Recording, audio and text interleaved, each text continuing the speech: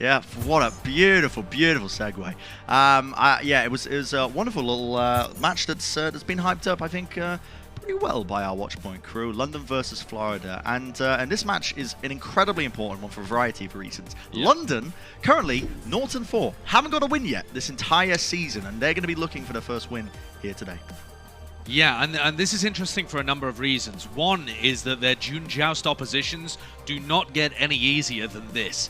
They're going to be, well, maybe marginally easier. But they play against the Florida Mayhem to start, then they're playing against the Atlanta Reign, then the Dallas Fuel, then the Houston Outlaws. They're playing against top opponents, with the arguable exception of the Atlanta Reign, though they have looked good, at least in some of their matches. So London are the underdogs in every match that they're going to be coming into, unless they showcase a much higher level than we've seen so far from them here in the June Joust. The meta is open. They have a new head coach as well for the London Spitfire. That was announced just earlier today. So they're keeping the same kind of players here, but a reshuffle in the structure above them to put Fischer, a former Danish player that's played a long time within the Overwatch scene, as their head coach, with Reprise stepping down. And that could be a bit of the fuel to the fire that they need in order to get these engines rolling and London to their first victory. Yeah, absolutely. And looking at the starting lineup as well, I mean, you can see a lot of familiar faces here. Hybrid alongside Blase as his DPS duo, and Hybrid is a guy who I think, admittedly, has had a bit of a rough start in the Overwatch League itself. I think he hasn't really come out swinging like we had hoped. Definitely this young rookie talent, but looking for an opportunity, I suppose, to really showcase what he can do here against one of the better teams that we've got in North America, the Florida Mayhem, a team that really went quite far in the main melee. And I think a lot of this is going to come down to a question of, what are Florida playing? What does the meta really look like when we see one of our top teams grab hold of it? The Florida Mayhem have been a team that have actually been relatively flexible. They were one of our most well-rounded teams when we came into the main melee. They were able to play Rush to a reasonable level. Their Winston comps were very strong behind OG and the coordination that this team has. And I'd love to see them try and flex over and play some other stuff too. If Custer's bold prediction is right, and that's the first bold one the desk has had all year long, maybe we'll see a bit of OG Roadhog. I'd love to see that. See the guy flex outside of it. His mechanics are great. Yeah, you can see just then as well the IBM power rankings at the bottom. A bunch of these players are in the top 10 for their respected roles. Very, very well versed when it comes to virtual combat in the Overwatch League. And, wow, I love how you said that. Made it sound gladiatorial as well. Yeah, I mean, there's a sense of that, isn't there? There's a sense of the gladiatorial. No, it absolutely is. I mean, it's June Joust, so it's not really gladiatorial so much as it is medieval, I suppose. Okay, Jousting. Yeah, I feel you. Commonly something among the higher classes as well, I think. I don't think the poor could afford lances and suits of armor and horses with which to ride on. So, yeah, this is maybe the local the lord. Sure. Well, I was, there's maybe have been some scenarios where local lords would have allowed, the commoners to come in and witness the jousts that would go on. I don't know. Horse? I don't think they'd be jousting, but they'd definitely come to watch, It's like a sporting they come to event. watch, yes. Like a little sporting event that they put on. I don't know, Josh. I'm not a historian. But if you are a historian, make sure you tweet at the Overwatch League and let them know if I'm correct or not. The chances I just want to see correct. the desk actually do some jousting, some virtual jousting. I don't know how you'd set it up. I'd love to see whatever they have cooking for us. Okay, how would they do that with a virtual setup? Don't even talk about the game yet. Hold on, let's go back a little bit. How would they joust with a virtual setup? Explain that to me. They'd have to be monitoring each other's cams and kind of, there'd be some good faith agreement where if it looked like it hit you, they'd have to fall over. I don't know. Sure. I'm theory crafting. I'm brainstorming. Yeah, go ahead. Now you can talk about the comps. Okay, well, let's take a look at those comps, because Winston D.Va on both sides here, so playing very heavily in favor of what the Florida Mayhem like to run. But London are playing a bit more of a pokey style with this Ashe and the Echo, whereas Florida, it's Moira Lucio. It's all in, baby. Those guys are holding W. Yeah, I'm trying to go for that kind of rush that we were seeing earlier today on the Toronto side of things. London just going to be looking to spam them out. You can see them, they've got the high ground control, rotating all the way around. A ton of damage. Look at that bio nade. 5 targets connected. Oh my goodness, nobody's gone down yet, but the damage is more than done. They flip the point over. London not really putting too much pressure onto them, but eventually the kills come flooding through. The dynamite damage on top of it. What a setup play there by Reaper. That was phenomenal. It just kept everybody so low that when the next cycle of abilities came through with that dynamite, with the sticky bombs, London Spitfire were able to wipe the floor with the second round of abilities. Very well played. They're going to be able to flip it over, and I'm pretty sure they will be kicking themselves slightly for Florida being able to take the point, but that's just the way that these comps work. Florida Mayhem's composition, it's very difficult to get in there and contest them because they have so much damage at close range. Close range healing, close range damage. They want to close the gap and bully you. So if you go to the point to contest them, you're probably going to die. So expect to see this point flip over in favor of Florida many times here. Again, trying to go for these big Bionade plays. Connects onto the tank line. That is the money target right there. OG falls. Unable to get the heals through. Florida still trying to turn this one for them. Be forcing out a couple of the ults here. You can see Paddy and 2 Primal Rages being used, the duplicate. That is a weird image. It was like an after image. Like he was moving so quick with the Primal Rage, it was creating a copy.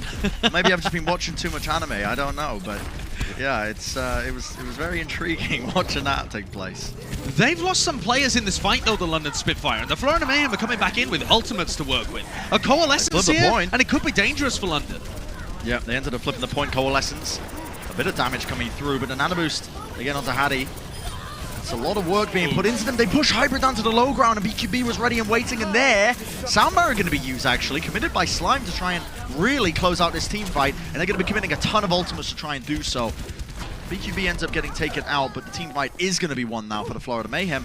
And yeah, despite that, it was looking very good, I'm not going to lie, for the London Spitfire in terms of their setup for that one. Still, the Florida Mayhem squeaking it out.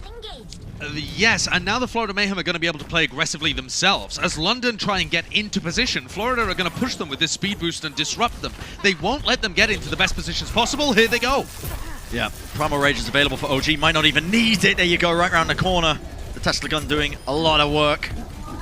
The Primal Rage is going to be splitting up the opposition as well, seeing if he can get any sort of pickoffs. Oh, he spotted one.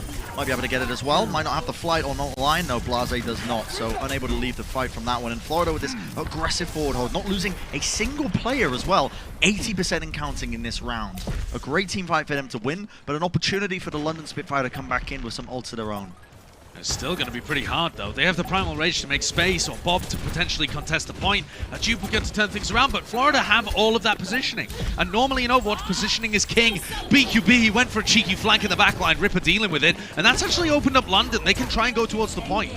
Yeah, Bob onto the point from Hybrid actually has managed to pull a bit of the attention away, flip it over, and it's given them a bit of time. Gargoyle demec'd in the process. This is a great setup so far from the London Spitfire. They've managed to find a couple of the key targets, but the Coalescence of Gangnam has to get something done to at least put a bit of this damage and healing into one of these targets, try and take them out. But London are playing pretty, I would say eloquently is the word I'd use in terms of how they're playing so split up right now. The approach comes in once more. Soundbar though from Florida to try and at least stave off this aggression, but Hattie does not care about it. An Nano Boost on top means it's way too much damage for Yaki to try and withstand. They're eventually going to be falling. London Spitfire now with 80% in counting. If they can just close off this team fight nice and clean, they're in a very solid position to take the round. Ripper died in the middle of that, and OG wants to push this advantage. Look at that. Just when you think the team fight was going to be done and dusted, not quite. The Florida Mayhem going to be finding plenty of opportunities. The Primal Rage Hybrid has gone right off the edge. No coach gun available for him to try and reduce that, and the overtime is going to start going down. Will anybody be able to touch? Not quite. The way the team fight worked out, Florida Mayhem are the ones who are walking away with this first round here in map number 1. Great communication from Florida Mayhem. They were down a couple of players in that fight, and a lot of teams would have disengaged there and just gone for one final full-on push. But with Ripper down, they saw that there was an opportunity for OG to use his Primal Rage and BQB to get a teleport and a Death Blossom from above. And they just coordinated those up so well with Gargoyle providing assistance that Florida turned that despite being at a player disadvantage. So well played by Florida Mayhem to recognize that opportunity and capitalize on it. That's something that, I mean, if we're talking about OG as a player, that's something that the Gladiators last year with OG really struggled to do. And yet this squad is working together so cohesively. The objective. We're going to see now what they can do as the teams are rolling out between each other. The Florida Mayhem still opting into this this rush composition with the dive, and it worked out well for them last time, although admittedly was very, very close between these two teams. And London, again, looking for these big Bio-nades. A great one connects. 3 targets from Florida. Very low. Have to back off, have to wait it out. And they're just searching right now. You can see the rotations coming through, hunting for a target that the London Spitfire might have just let loose a little bit, and they're going to try and dive onto one of those. And that's exactly what the tank line is doing right now. Hunting. They didn't manage to catch Reaper, actually. Reaper managed to avoid a lot of it. Big Bio-nade comes through, connects onto OG, but it is Hybrid who ended up getting caught out of position. And it's going to be a lack of damage now for London. Probably unable to try and play this any further forwards. The beam as well, cleaving through them. And now the point can start to get capped up here for Florida. Winning out this team fight at the dregs of it. It's pretty impossible to win the poke war if your Ashe ends up falling. And Hybrid just got caught with a wall to his back. Florida Mayhem with some great rotations and getting good value, good coordination with when they want to use their speed boost to engage onto people as well. Florida Mayhem's comp, they want to stay bunched up at all times and rotate around the map as a big death ball. So for London Spitfire, if you're a diveable target like Reaper, like Hybrid, you have to be aware of that and alter your positioning. And there Hybrid gets caught again. Yep, forced out of position once more. And that's the danger, I think, of this this composition that London are playing, is there's not much peel capability. And the players are just falling like flies. They get the D-Mech on top of it. It's a Mulfig, not ideal if you are London. Now, you have built up a lot of ultimates, honestly, to try and retake this one now, but the trouble is it's going to be so difficult for you to take. Florida's forward, again, the aggressive defense that we're seeing from these teams are so good at just buying so much time. Just shaving it off the clock time and time again. Hardy's actually going to be trying to look for a bit of a wraparound. He's going to start playing the point here early to try and set his team up. BQB's going to contest. What an odd situation, because now that Death Blossom isn't available at the front line. The aggressive approach comes through once more. Duplicate gets pretty much nothing. The beam comes through. Take them out of the mech, so Yaki's not going to be getting too much done. Self-destruct to combo it. Gananjin not having the fade available to avoid it. Wonderful little setup there, and the beam from Blase on top. Yaki will be falling. Ultimate's committed by Florida. The sound barrier came into this. BQB with the Death Blossom, I should say. Is being able to even this out and maybe winnable now for the Florida Mayhem. You can see the Primal Rage being used. OG just trying to collect the kill. Might be able to get it, not quite. Blase just built up the Primal Rage. He was going to be able to get back onto the point ever so slightly, and it is going to get flipped over to London in the end of it. The tailwind of this fight, though, Florida Mayhem just going to be backing off. Going to be disconnecting in, and I'm going to be, okay, how do we repush this now with 6? We've got the Coalescence. That's going to be a big ultimate to use.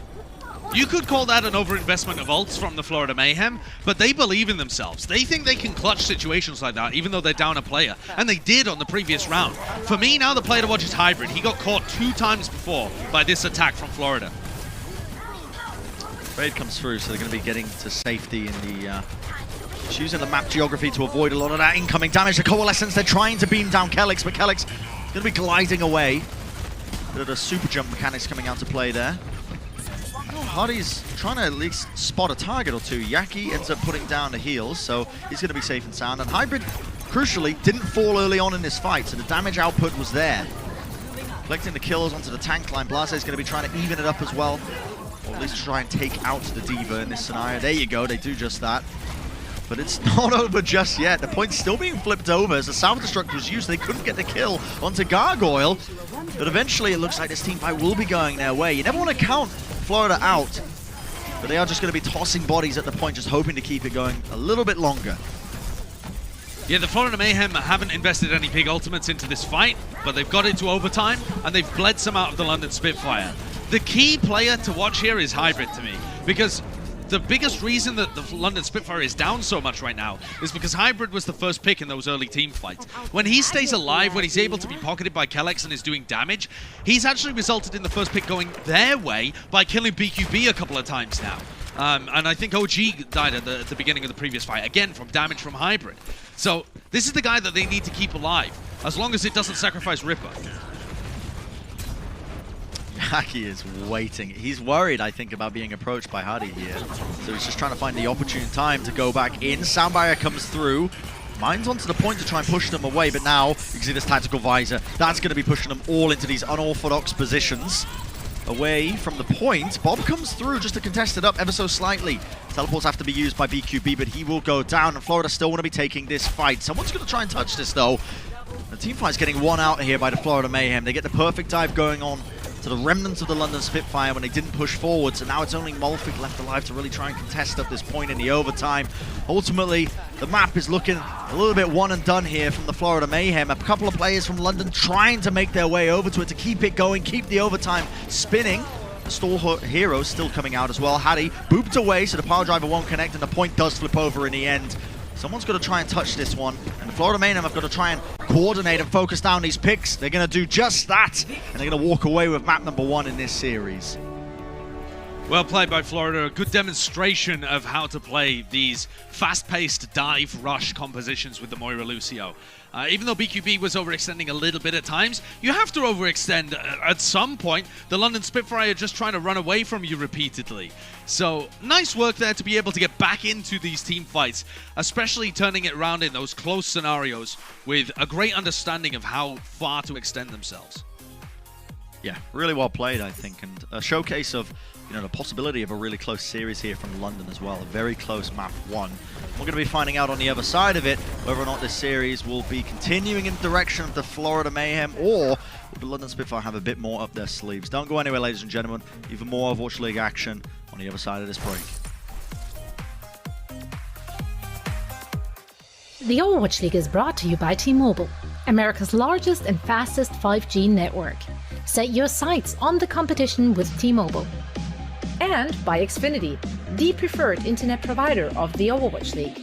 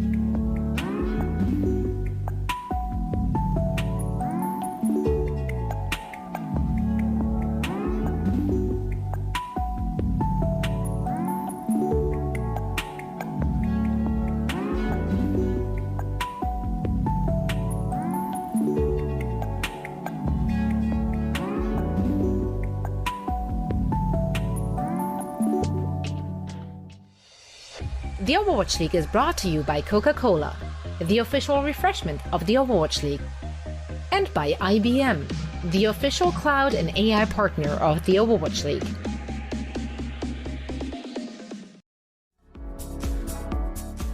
There were so many awesome creations submitted to the May Melee frag video contest this year, and we've narrowed it down to the top 5. And now it's your chance to vote who you think the winner is. So head over to blizzard.wishpond.com/May-Melee by May 22nd to cast your vote for the winner of the $3,000 grand prize. So there you go. I mean, the talent in our community, Josh, never ceases to amaze me. It is absurd what people can do with the replay view and all the rest of it. But enough about that. Here's the Indeed player resume with Molfig. Sorry, I kind of set you up there for a slam dunk on, talking up our community. But here, talk about Molfig instead. I'd love to talk about both. Listen, Brent, I'm fine talking up anybody. And Molfig is one of those players where we actually thought this tank duo of Hattie and Molfig would end up being about league average, which when you consider that a lot of these players coming in for the London Spitfire are rookies and the expectations for this team weren't that high, that is really impressive actually, to come straight out of contenders and be a league average tank duo. That would be fantastic. It hasn't really worked out like that, and so even though the Overwatch League audience might not realize how good Molfig is, looking at his potential in contenders, he looked like a great player coming in. So if the London Spitfire are able to turn this ship around and start putting some wins on the board, start showcasing that ability, then you will naturally see people like Hattie and Molfig getting more respect.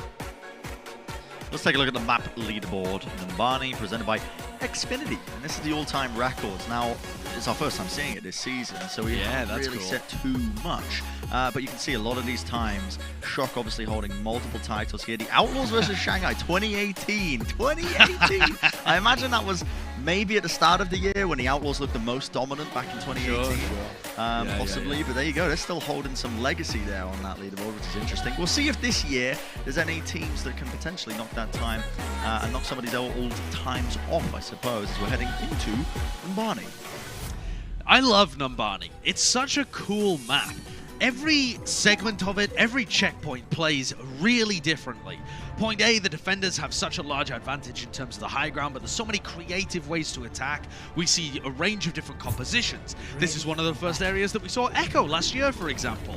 And also, we sometimes see Farah, long-range hit scan picks. It's just such a cool point A, and then point B is really rapid. It's where the tempo increases, and then it can sometimes ground to a halt at C.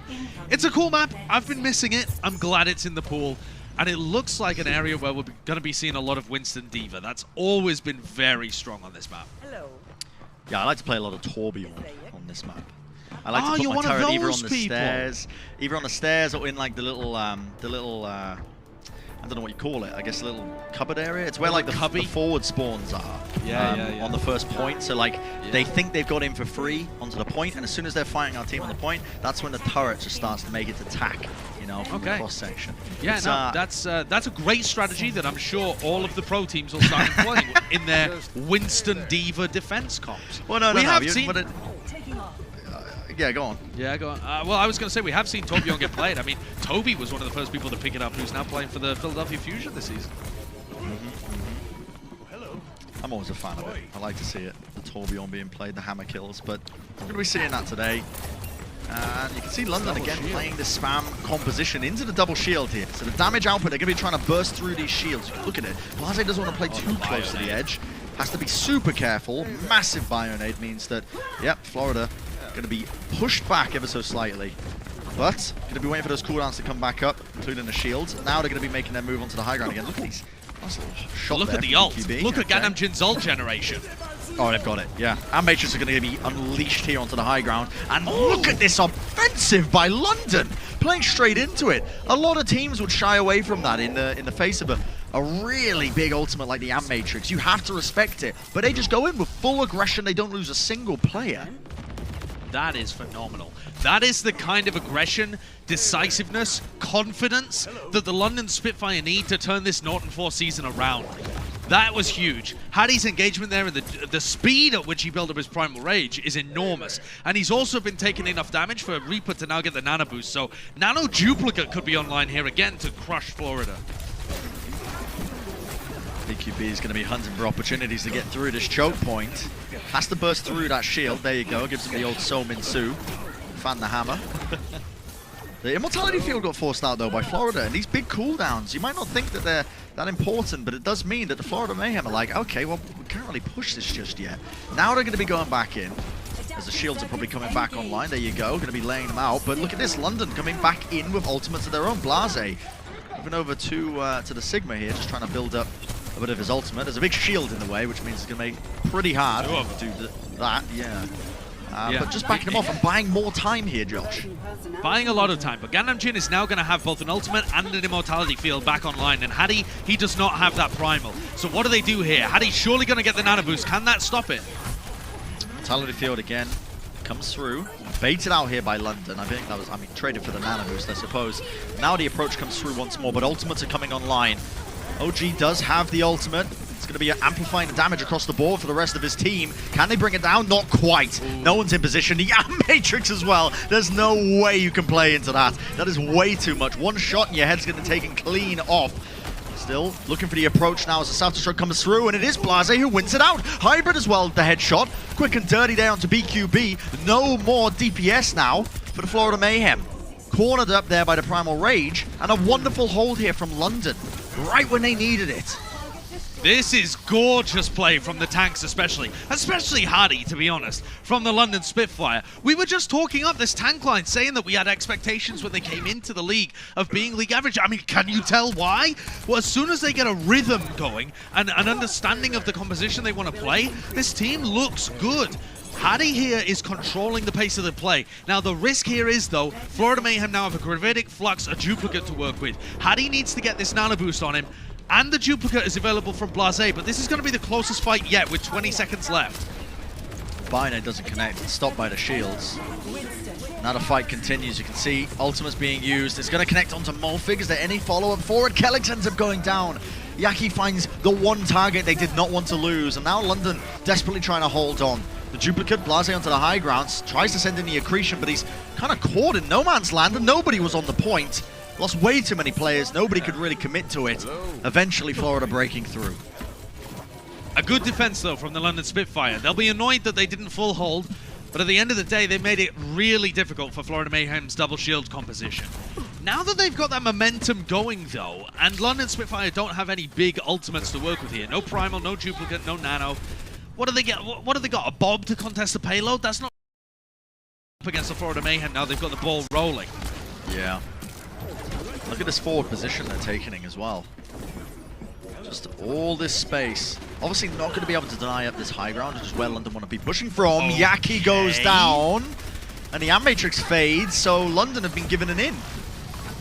They certainly have. Nano online as well here, and Blase on a bit of a flank. Those stickies not doing too much, but at the end of the day, London are happy to just stall out this payload. They have very mobile tanks that can just ping-pong on and off the payload to contest, and Florida are going to be stopped short. Blase still hunting for these off angles. You can see him put in the sticky bombs, not doing too much work. And again, we want to see some big things out of Hadi here with the Primal Rage, locking up a couple of these tanks, maybe catching it here onto BQB as well, but no kills going his way. Buys a bit of time, though. A lot of time. Yeah, but now a minute left for Florida to try and find their own footing. See this Orisa ultimate? The drums come down, and it is going to be forced back, at least the London Spitfire's positioning. They have to respect this. It's way too much damage coming through, and there you go. Blase ends up falling there from the flanking off angle, but Molfig evens it out. Gangnam going down, and that's no Matrix for this fight. That is a big problem. Molfig might have just delivered them what they need to be able to seal this out. Gargoyle, though, with that Gravitic Flux, and Yaki cleans up the kills. It looked dangerous for a moment there, but London just didn't have the tools they needed. No ultimates online. And Molfig makes the swap over to the Zarya, so trying to play a pretty strict double bubble composition here with the Ash and the Echo to stand up against the Florida Mayhem. Yeah, I suppose it's mainly possibly just to give him a bit of extra durability against all these stuns that Florida are running. You've got the accretion and the shield bash and the flashbang. The bubble really is going to help with that. The trouble is he going to be able to build up this grab with a minute 30 left? Yeah, he's actually managed to generate 0 charge there. And now Florida are on the final area with an Matrix. Here we go. Yeah, and the ultimates are going to start to get expended. Yaki onto the Winston. Bionade didn't slept. Taking out the fight. Hadi, though. Oh, yeah, the bubble wasn't there for him. I believe Hadi may have been slept up into the, or not slept up, but stunned up into the back line. And Yaki's still alive, by the way, has that Primal Rage, eventually going to be taken out of the duplicate form. Bob's doing a decent amount of work here, just trying to basically stop this cart from being pushed in, so London don't have to contest it too much. Morphig also falling very, very low, and the longer this fight goes, the better it's going to be looking for them. OG, that is a pretty big performance he's putting up right now on the Warhorse. They just Still alive, by the way. They just cannot deal with him. Eventually going to be taking him out. It's kind of baited Florida into a longer fight here. They want to still continue to fight this without losing OG. I don't think that's the right call. They're going to be backing off momentarily. And now we're left to basically a final team fight now for Florida. It certainly is. Amp Matrix feels like it's always online for Gandam Jin. He's putting in so much healing out there too. But Reaper's probably going to have a nano boost by the end of this fight if the London Spitfire can hold on and make it a long engagement. 20 seconds until overtime. A pick here would be a disaster for the Florida Mayhem, but otherwise they're going to be able to get in a good position for the Amp Matrix to get large value. Look at Hadi though, up on top. They know where he is. He has the primal. Amp Matrix gets used. Great immortality pretty field. Shallow angle here, and look at this. Yeah, the immortality field keeping them all up. Hardy gets burnt down. Ultimate traded for the life. He's going to be coming back off the respawn shortly, but as the overtime burns, it's a dangerous situation for them. Gargoyle also, look at him at that high ground position, and they've got this beautiful pincer. A lot of damage coming off at all these different angles. Ooh, so difficult to try and withstand it. The Gravitic Flux is going to be keeping them off the cart, and enough for them to get that capture in the final moments. It's a decent defense, though, for the London Spitfire. This time is not going to get them on the Xfinity map leaderboard, I can tell you that. We were wondering whether any teams would be setting records here on Numbani. Florida Mayhem are certainly not going to.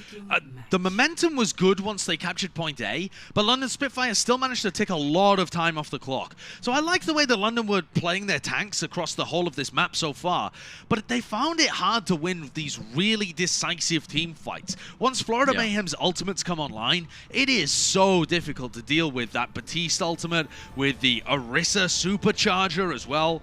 It's very hard to use a Winston comp into those kind of scenarios. Perhaps as this meta develops, we'll see teams opt for the Winston early on Numbani and then shift into double shield mirrors later on down the road, because I feel like that could have been something that would have been really useful there for the London Spitfire, just a mirror as they got later into the streets phase. Yeah, I'm inclined to agree with you. I think we... Actually, it's something we're not really strangers to either. I mean, typically, when you've seen Numbani being played, I remember a lot of teams make the switch over to these kind of anchor tanks like Reinhardt or maybe the Orisa in some circumstances. You can see, look at that immortality field. It's perfect. So and the Amp Matrix as well from Gandam Jin. Yeah, he really was Amp wonderful Matrix ability healing usage as well. Yeah. Beautiful work. Okay, so done. Florida Mayhem are going to run the double shield on defense as well here.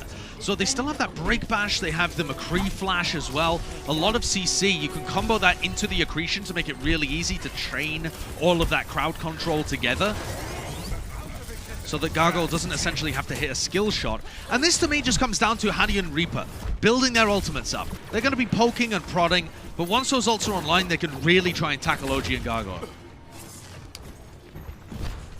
Yeah, all eyes on Hardy as well, as this guy just trying to find these engagements, build up that primal like you were saying, Josh, with the ultimate. So important, cycling it. And London, they're probably going to be finding it very difficult to try and push into what Florida are offering here. It's a pretty brutal setup. They're going to get this cross-section going. A lot of damage, though. Gargoyle ends up falling there. Quick little headshot onto him. Takes him out. And a lot of damage onto OG, half HP. And look at them just rolling forwards. They found the opening. Cracked it wide opening. Yeah, we didn't really see why OG and Gargoyle committed to the low ground there. Seems quite unusual. I think the London Spitfire jumped up and tried to engage on them. Perhaps had he got some kind of boop with his jump pack? But otherwise, I mean, that is a killer. If your double shield ends up on the low ground and Gargoyle's head is peeking above a shield for Hybrid to take off, that's going to lead to an enormous time back for the London Spitfire. Already at a huge advantage here on Numbani. Florida just struggling ever so slightly to get the defense going. Not a nano boost. This is a really important piece of the kind of tools, I suppose, that you'd be using with this composition. Oh, that is a lot of damage, though. Hybrid getting caught out. A lot of spam. They get the res off. Not able to get denied here. Still looking for opportunities now, but it is still an even 6v6, and London are just looking for the right time to let this nano boost go. There you go. The timing comes through. They coordinated, but no one was ready for that. And Matrix into the damage boost. The Deadeye, they didn't have time to react, Josh. That was like a 0.5 second Deadeye kill. That is so well coordinated from the Florida Mayhem. But also, London knew that it was coming. You know that you're playing into... You don't know you're playing into that exact combo. That was amazing from Florida. But you knew you were playing into an Amp Matrix, and they didn't try to force it out. They didn't try to fake a fight and then disengage. They just went for it. And that sets up BQB for 2 lightning-fast kills. Right. Look how fast this charge is up here. It's instantaneous. I mean, he doesn't even need to let the circle collapse in time. He can just let it rip because of the damage boost being applied on top of it. Well, here's the drums anyway. And there you go. That's going to be a forward defense being held here by Florida Mayhem. Just trying to make up for lost time, I suppose, by losing that first point so quickly. And looking for any of the stragglers. They've spotted Hybrid. Hybrid is in a lot of trouble. Uh-oh. He's going to use his pop to try and stay alive. He's up there with Blase as well. It's both DPS. They might be able to turn this around on the Florida Mayhem. Yeah, I mean, this is very weird. I mean, this team fight, they've wrapped around, but the positions, again, have been reversed here. Deadeye into the Gravitic Flux. A lot of damage, more than enough to take out Morphig. The res is going to be trading out, so this fight is still going to continue, but look at the rotations around. They use Duplicate. Yeah, I'm not sure too much what's going on here. The Valkyrie from Kellex to try and keep his team alive. Accretion is going to connect as well. Gargoyle having a monstrous performance on the Sigma, but the push is stopped here from London. They didn't get what they were looking for. No, they managed to get the kill on OG, but that wasn't good enough. And even though they got a little bit of payload push, the flanks and the rotations are just so much better from the Florida Mayhem. BQB is being put in a position to destroy. But Hadi flattens him, turns him one-dimensional, looks like he's been put through a decal. Yeah, I'm confused. I'm very confused at that entire approach. I mean, okay, maybe they didn't think Hadi had the primal, maybe they thought to force it out early. Still, not a terrible scenario for Florida, but they'd be just going on these, I don't know, these tourist rotation wraparounds, these vacations in the... They're seeing the sights of Numbani. Yeah, it's the first time we've seen it played, Bren. I appreciate strange. that. I am appreciative of it, I truly am. Well, London have this grab on the high ground now. This is a great position to try and get something done. I don't know if they're going to have the damage to try and do anything. A big bio. They haven't nano boosted Winston. Ah, yeah.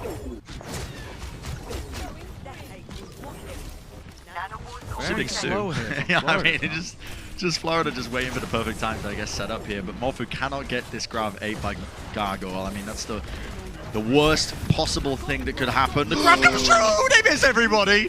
That was the second worst thing that could happen, Bren. Oh my goodness, that is not ideal. Yaki ends up using the duplicate here onto the Zarya, but again, he's not... When he's playing against such a mobile composition, he's not going to be able to find anybody to really burn down and build up the grab. But yeah, I don't think they were ready for that kind of approach that came out from them. But the fight is going to be continuing. Nano boost onto Hardy. Is he going to be able to get anything done with it? Gainonjim's actually slept up in the backline. They're actually trying to burn him down as well, but the Amp Matrix comes down anyway. It's going to be forcing them back. BQB still hunting for options. Deadeye comes through. Oh, just about catches onto Hybrid. Could not leap away. And the shots are clean and true, finding his mark. And now they're hunting for even more opportunities. These off angles have been brutal. Going to be punished though. BQB taken out, but it's so scrappy, Josh. It is. It is. There are glimmers. What is happening? Okay, bye-bye, OG. The Florida Mayhem are trying to take fights in the London Spitfires spawn, both here and in the previous spawn room. Just ticking time off the clock. London only have 30 seconds left. Even if they manage to mop up all of these kills, there are still going to be 2 team fights, minimum, probably 3, for them to be able to get it over the line. For London, this is desperation territory. They have ultimates to be able to work with, but everything needs to go well for them here in this last minute and a half. 100% doable, though, if they manage to pull it all together. But the issue is, again, they're playing into Gainonjim with the Amp Matrix. I don't think they've got any tools, really, to try and push it off. Dragon Strike maybe, but I don't think you want to be using it in that scenario. But he goes down. That's Bren, I don't know whether you're getting this feeling, but I'm getting the feeling that London are crumbling a bit here. They're not used to this aggression and this pace coming out from the Florida Mayhem on a double shield composition. And it feels like London are making a lot more mistakes than when we started off this series. I mean, the first map went to Florida, but London was still playing pretty well. And this defensive half from London was pretty good too.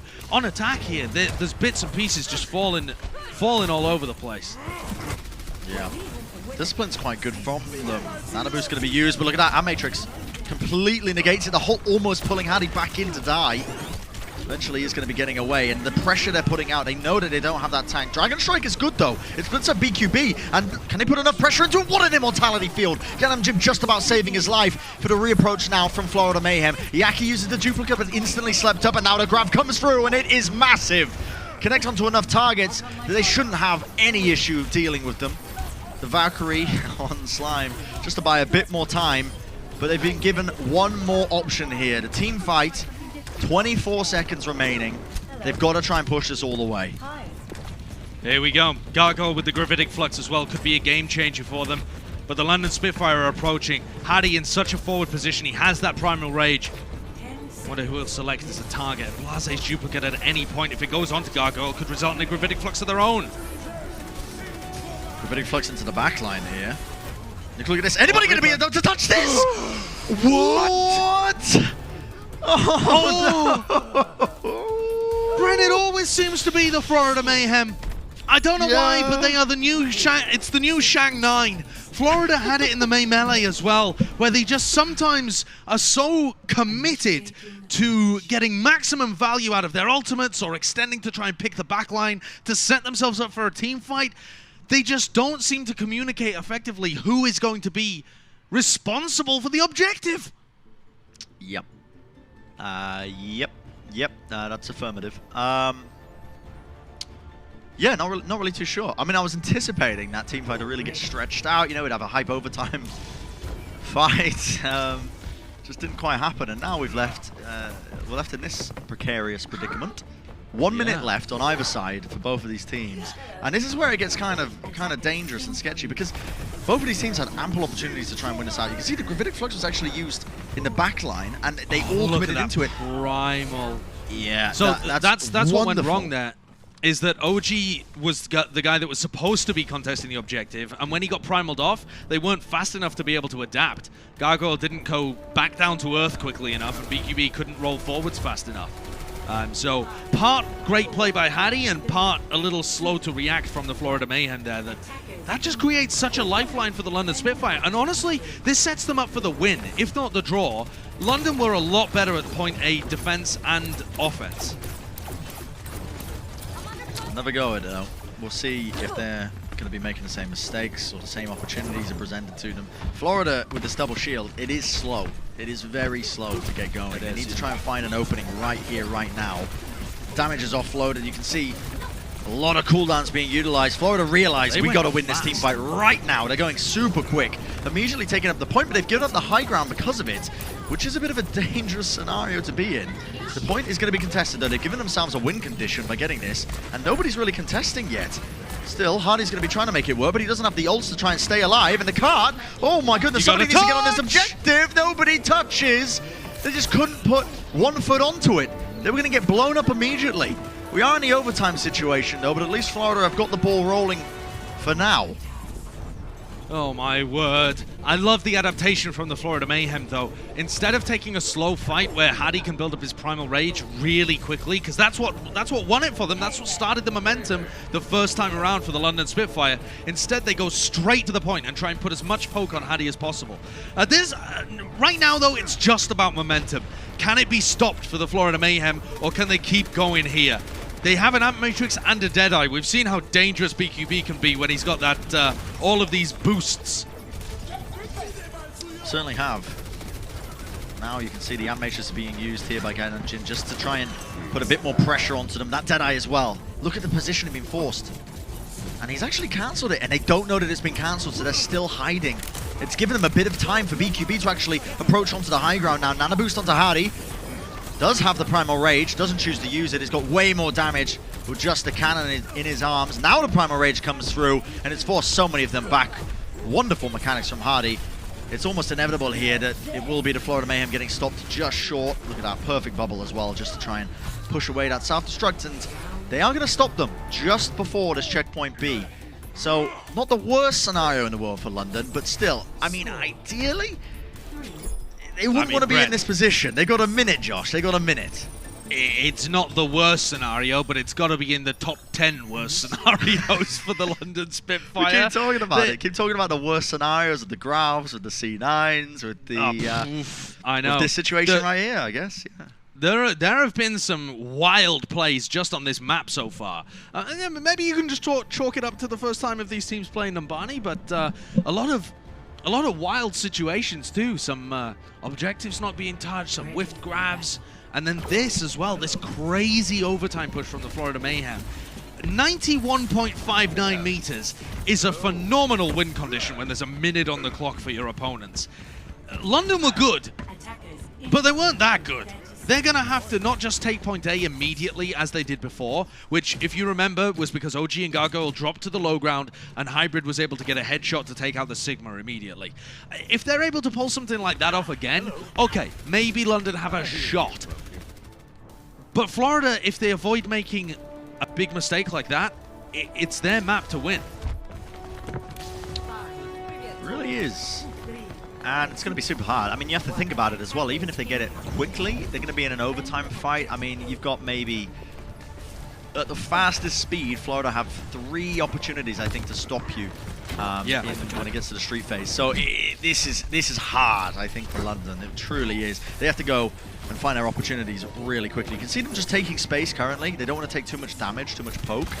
Waiting for the cooldowns to come back up. Oh, the halt into the damage. They have to commit the bubble to, I believe, save Hybrid there. And that means that they don't have it for Hardy, so he can't really initiate now because Morphicus used that barrier to try and keep Hybrid alive. That takes even more time off the clock as they wait for it to go back up, and there it is, applied to Hardy.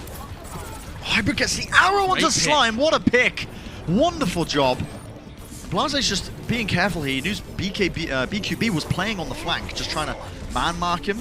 But that opening might just be what they need now. Hybrid, I mean, he's hunting for a second one. If he gets it, it could be massive for them. But Florida are holding on. BQB so low, it's going to get pressured out now. And it's given London opportunities. They can start playing a bit more of the map now, taking these off angles, just really hammering in the damage. Overtime going. And Florida are going to get an opportunity to recontest this. I don't think they should, though. You play the OT fight at the corner because it doesn't matter where you contest them. It's always going to be in overtime at this point. You just need to win a single team fight.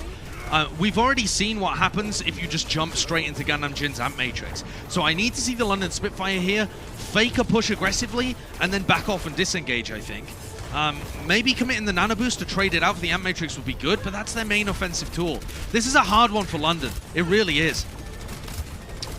Not many options. Nano Boost is going to be applied. Hybrid kills Yaki. And they are going to be diving straight onto the backline. The Amp Matrix, the Immortality Field, all committed. The Primal Rage are going to be doing a bit of work here. Dragon Strike actually goes into the ground. Are they going to be able to get these targets? Yes, OG falls. And the overtime push will continue. It's going to be a quick disconnect. You can see Florida, they just want to be straight out of this fight. They do not want to be taking this. If they stagger, if they lose any more players at the end of this, it could have been disastrous. But they are given one more opportunity. The trouble is, those overtime spawns have kicked in, and OG has to switch over to the Wrecking Ball just to get back in time. Blaze's going to have duplicate, Yaki with one on the other side, and this is a chance for Molfig to redeem himself, because this grab will be online at some point. Okay, trying to make it work here. The duplicate's being used, Immortality Field to keep him up, the bubble as well. So much being committed into Gargoyle to keep him alive. Grab into the corner, connects up into it. So many ults being pressured out here, but Florida are staying into this one. Now Yaki's built up a grab of his own. It connects the targets. 2 of the most crucial ones being picked off in the middle of this fight. Yaki diving into the back. Nobody touched him. You cannot be serious. Nobody touched the point. Josh. Okay, yep. London gonna be walking away with that map there onto Numbani. I mean, look at their faces. I mean, they're just cheerful lads. I have to zoom in on that one. Why is it always the Florida Mayhem, Bren? I don't know. Why is it always the Florida Mayhem? I don't know. I don't have an answer for you. Oh my word! That is unbelievable that this map went in that direction. That was our first time seeing Numbani, and that's immediately a map that I will remember for the whole of the rest of the June Joust. That was ludicrous. Yeah, just take it in. Just take it in. Because the series is 1-1, and we're going to be potentially going the distance. We're going to see, obviously, on the other side of this break, whether or not these teams got a little bit more in store for us. If the Florida Mayhem can remember the objective, or if the London Spitfire will get their first win of the season. We'll find out. Don't go anywhere, ladies and gentlemen. Even more action on the other side. The Overwatch League is brought to you by T-Mobile, America's largest and fastest 5G network. Set your sights on the competition with T-Mobile. And by Xfinity, the preferred internet provider of the Overwatch League.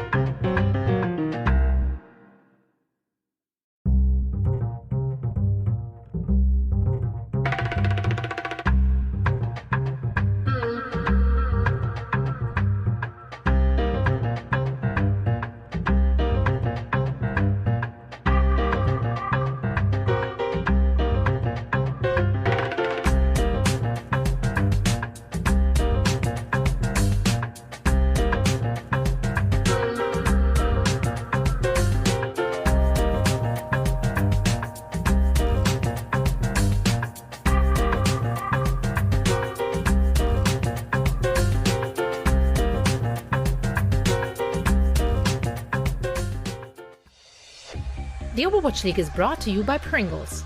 Stay in the game. And by NetApp, the official data management partner of the Overwatch League.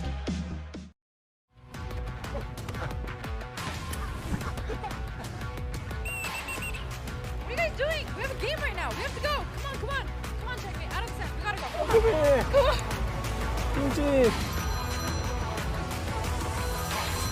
스윙 팀님. We got a game now.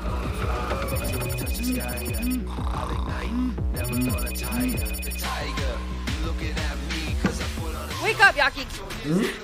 Okay, gargoyle. Just gargoyle. Just gargoyle. Gargoyle? Gargoyle. Have you been in here practicing this whole time? Okay, come on. We gotta go. Let's go. Okay, get in formation, everybody.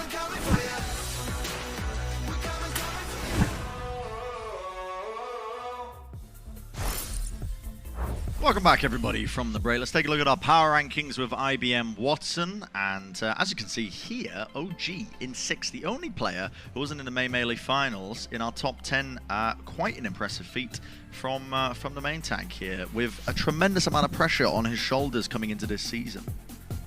Definitely. He's a player that has had problems before in terms of integrating into team environments. And not in terms of his personality at all, but just in terms of the style of Overwatch he likes to play.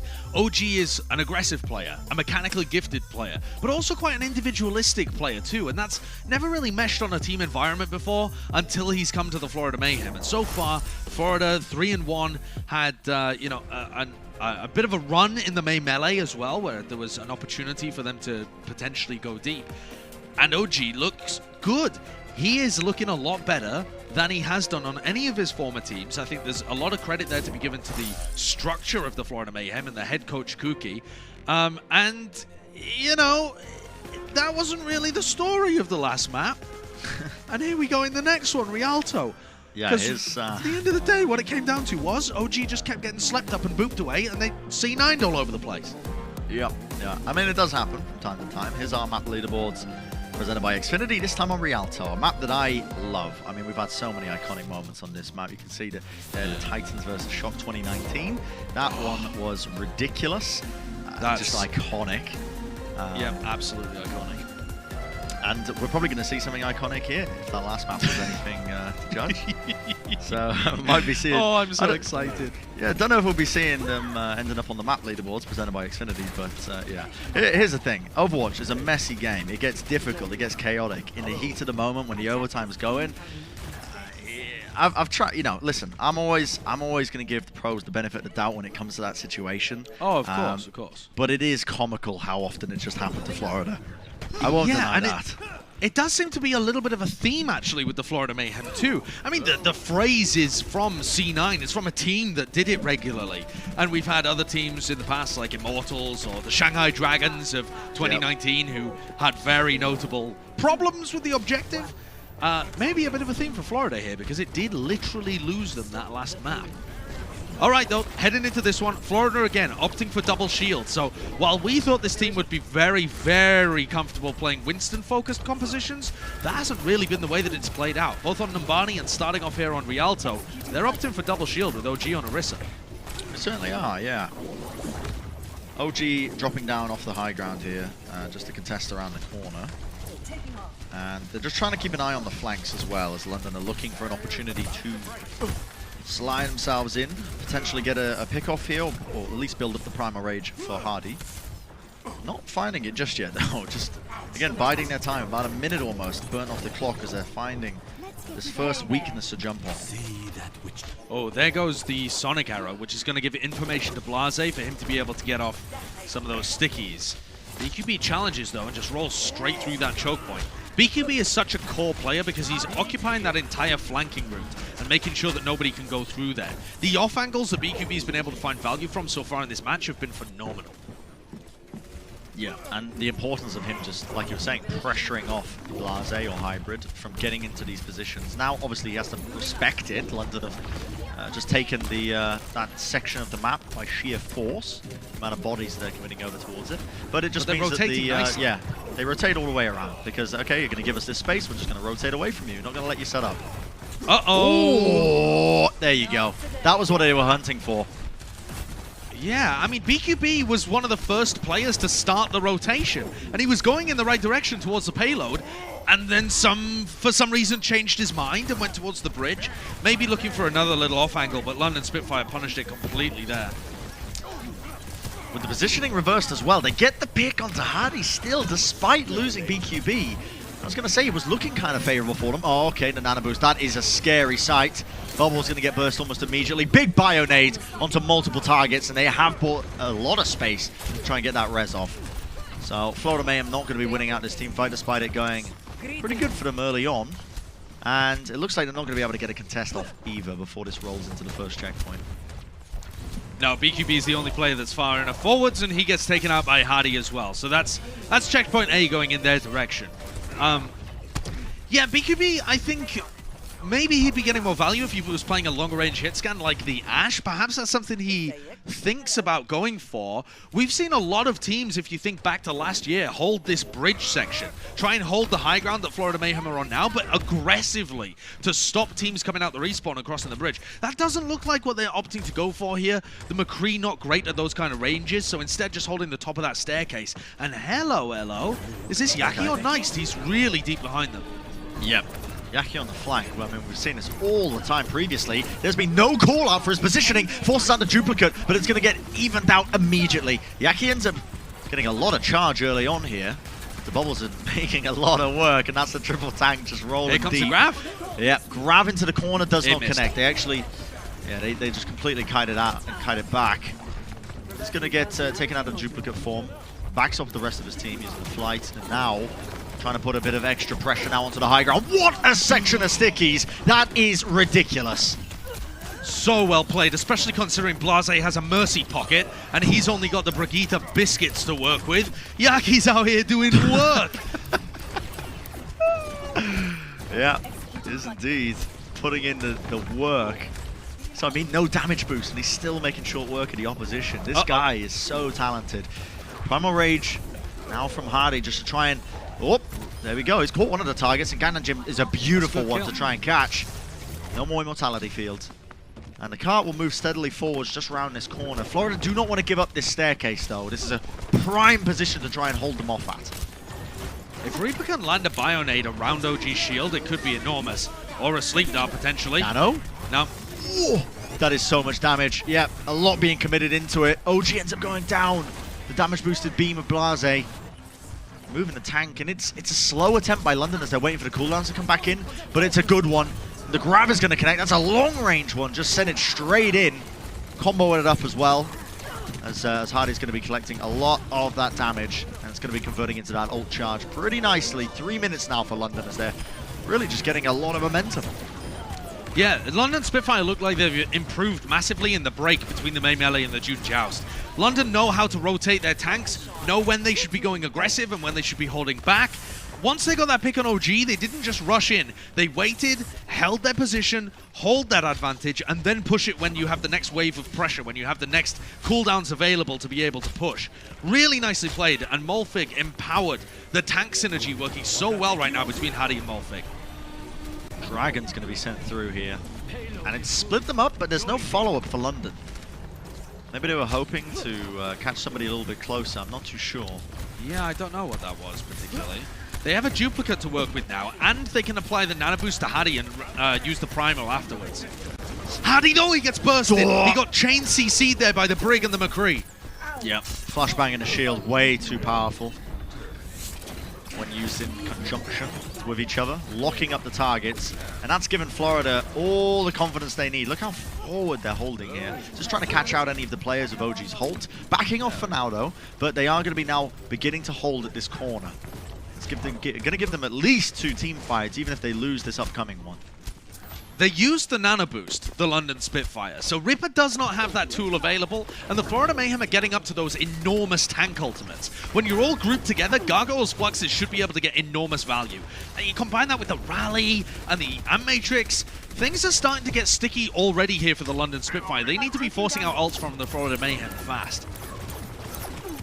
Yeah, a lot of this spam damage coming through. Blase is in a bit of trouble, has to back off. There's one. And yeah, there's the ultimates coming through, so the drums coming through, pretty big ultimate. I mean, they cannot play into them.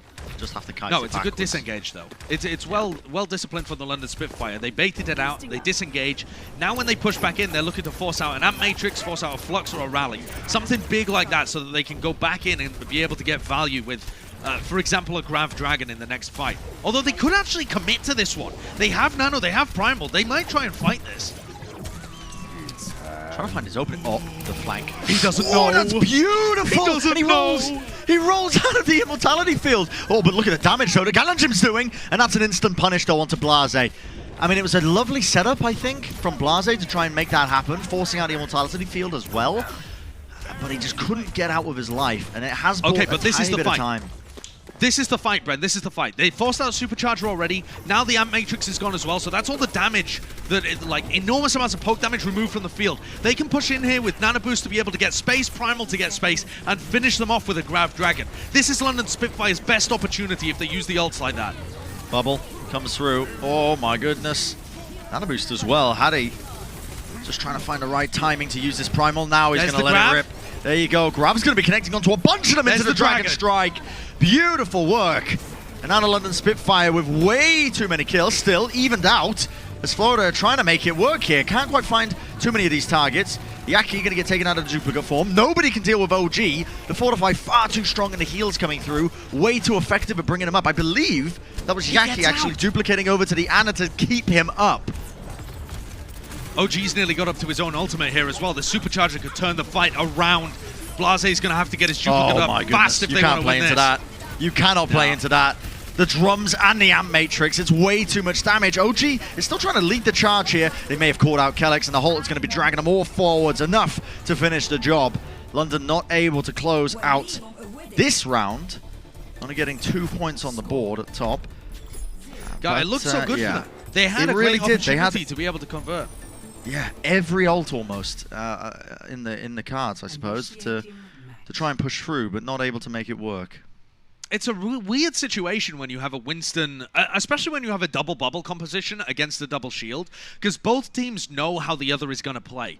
The double shield comp can't really turn up the tempo, they just have to wait for the other team to attack. So the double shield is always trying to react. You're saving your Flux to reactively play, you're trying to hold on to your Supercharger and Amp Matrix so that London have to fully commit into it, and you just don't want it to get baited out. And Florida did a great job of that. When London Spitfire engaged at the end there, they had a plan for what to do. They had been given enough time to come up with a really good plan of what to do. The Gargoyle immediately pops his Flux to split up the whole of the team. And then, like you said, Yaki using the duplicate on the Ana to keep OG alive that's a nasty idea for how to deal with the London Spitfire. Really well played. Yeah, not over just yet, obviously. The Florida Mayhem with their own attacking attempt. One of the issues I think that London have been running into when they've been running this comp against the double shield is finding the windows of opportunities when they use their cooldowns to take space or something of that type. They're finding it hard to really fight, I guess, toe-to-toe with their comp, because Florida Mayhem's comp, it's got so much brawl in it. It's like you got the shields for the durability, the stuns on top of it, a lot of damage as well. And it's almost like just this unrelenting force just coming at you at all times. It's all going to be down to a lot of these individual pickoffs, though. You can see Hybrid on the Widowmaker. It's going to be holding these long sight lines back. Against two shields here, though. It is, yeah. And look at these arrows as well, just revealing his position. And Florida happy to just, okay, we'll take our time here. Going to try and push you off the high ground now. So we take this approach. The shields come down. Spam damage as well as being pushed into them as London are trying to push them away. Storm arrows coming through. A lot of work being put into Hattie. Hattie is so low, but it does even out early enough as London get that first kill onto Slime. A nice opening to try and set things up here. And now the tanks can just solidify this advantage that they have, take a little more time off the clock. Ooh, that's a weak player. BQB nearly falls. That would have been a bad stagger. And Florida have to do the same kind of thing again. They want to work up top. They want to try and use the CC from Slime's Brigitte Bash to isolate Hattie if they can get inside his shield. Okay, they're not going for that this time. They're going to wrap around the side. This doesn't make too much sense to me because it's really hard to get value out of Ganam Jin's Amp Matrix around here. Maybe it's a bit of a bait for them to get somebody else in good position. Okay, they're kind of going for a bit of a split approach here. The team eventually is going to be joining OG, but not before the damage is done. Look at that, he's been chunked down, but the Amp Matrix on the corner. They tried to bait him in with OG as they wanted to try and collect that kill. Okay, now we see another duplicate being used. Blase on the high ground as the Sigma going to be dropping down, putting in the damage. Accretion's going to be connecting. Florida finding it very difficult to try and get some of these early pickoffs. Look at this, again, just pumping in the damage. Gravitic Flux obviously not going to be able to get that one off as the duplicate ends up fading. And BQB has maybe found that opening they're looking for. Can't deny the res though, potentially in the background, but look at that, the Dragon Strike comes through to push them away. Not enough, the res still comes off, but London forced now to use ultimates. How are they going to be using that Primal Rage? Self-destruct as well! BQB just stares at it. flying way too close to the sun, a bit like Prometheus. Florida going to be pushing this one in. I love that reference. Just fantastic butchering of that one. Don't mind it at all. Yeah, you Greek tales told wait, by hold Fred. on. Prometheus was the crow bloke, wasn't he? Yes.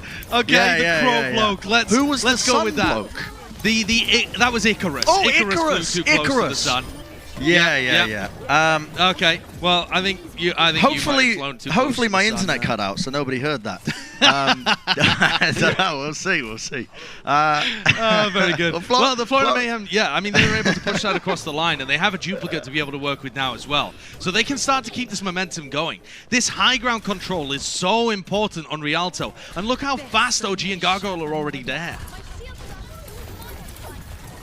It's such a vital position to try and hold and push off. I think when London are trying to hold here on the staircase. And Hybrid, I'm surprised he's still on the Widowmaker here because it can be very difficult to try and find angles into this double shield at the same time. Reaper goes down almost immediately. London are trying to answer back. The Nano Boost was used onto Hardy. They did get the kill onto Slime at least, but Yaki's still there, has the Primal. Okay, going to let it rip. What is he attempting there? I mean, you're just not going to be able to reach him when he uses the flight, but still, the duplicate fades. Pushed off.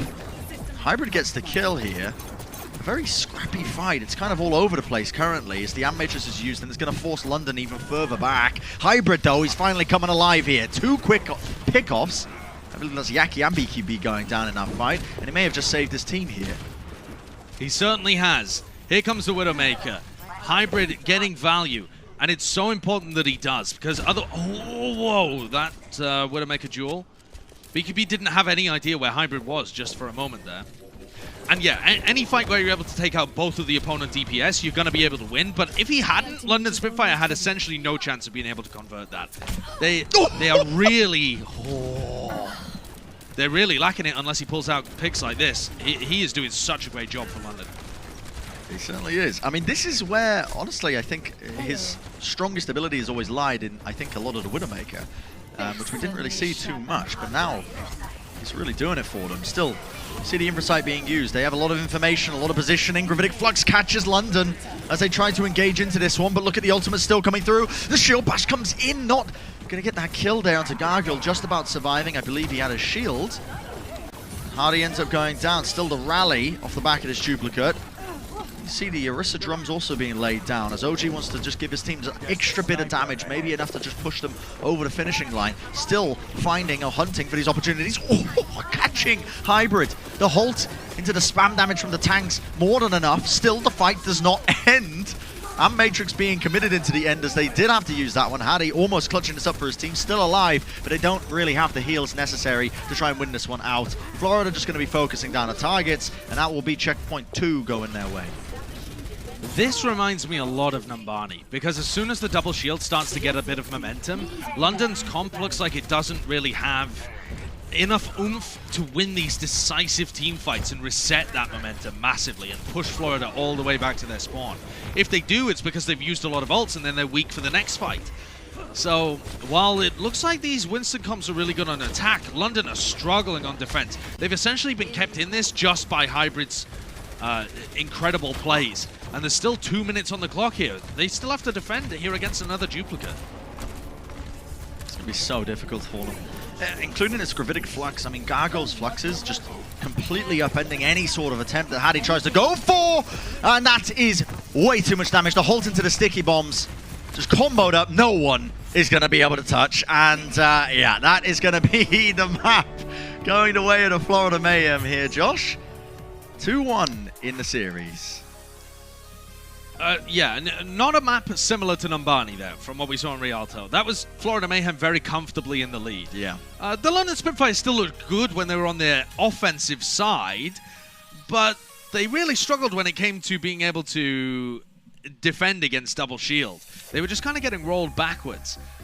That looks like it's going to be a bit of an issue for the London Spitfire. They definitely look a lot better than their main melee outings so far. They look like a pretty competent team. But like I was saying at the very beginning of this match, their schedule is brutal for the June Joust. Playing against the Florida Mayhem, then the Atlanta Reign, then the Dallas Fuel, then the Houston Outlaws. Oh, they need to step it up. They need another boost or an even better read on the meta to be able to push them across the finish line. Yeah, and they're going to search for it right now in the break, I think, as we're going to be going to a short one. Seeing the outcome of this one, I'm going to be brushing up on my mythology. London going to be looking for a way back into the series. We'll see you on the other side of things, ladies and gentlemen. Do not go anywhere. Coca-Cola is the official refreshment of the Overwatch League.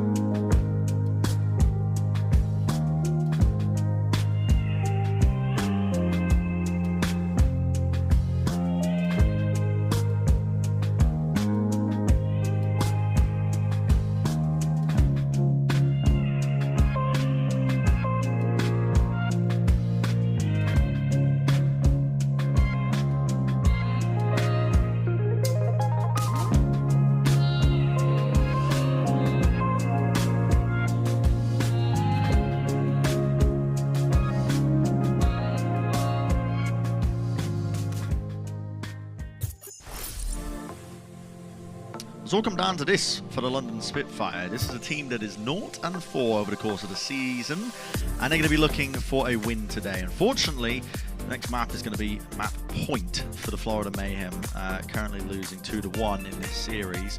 But a team that we have sang the praises of many times about the potential of this team, but now they've really got to showcase it. They definitely do. I mean, we weren't singing their praises during the main melee, though. They looked kind of atrocious. This team, though, they know how to win. They are the core of this team is an extraordinarily winning team from European contenders. The most winningest team that European contenders has ever seen. So the fact that this team is 0-4 for the main melee was surprising. Yeah. And coming into the June Joust, they already look better. the problem is that better doesn't necessarily get you match wins when you're against the caliber of opponent of the Florida Mayhem. So they're going to have to pull something special out. Next map coming up is Volskaya Industries, where we've already seen like a range of compositions being played. But I would like to see the mirrored double shield. Maybe not on this map, but just in general. If the Florida Mayhem pull it out, I want to see whether the London Spitfire can reply with it as well. It's historically been something that Mayhem have been very good at, partly because Gargoyle is such a fantastic Sigma player.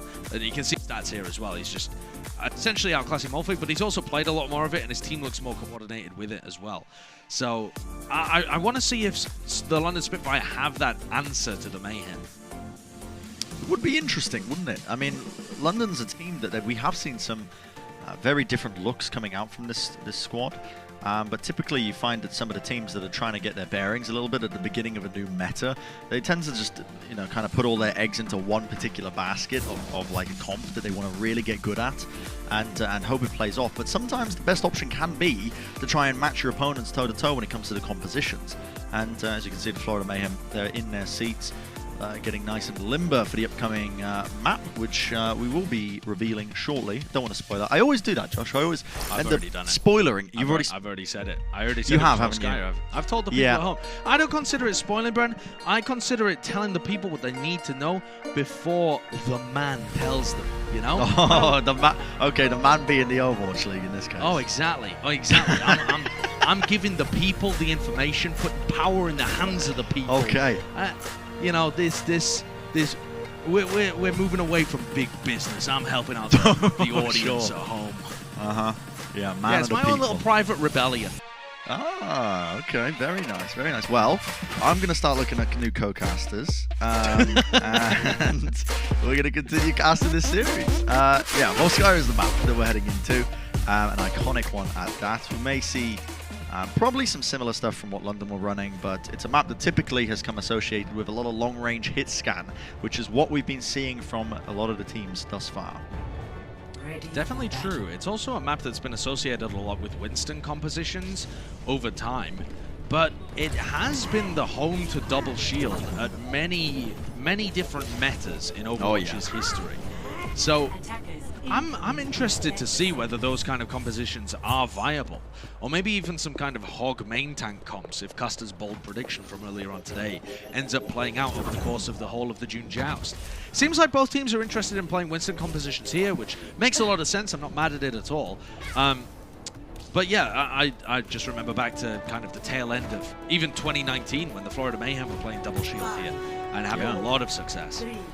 Or rather, I guess at that time it was actually Orisa Hog, but similar kind of stuff.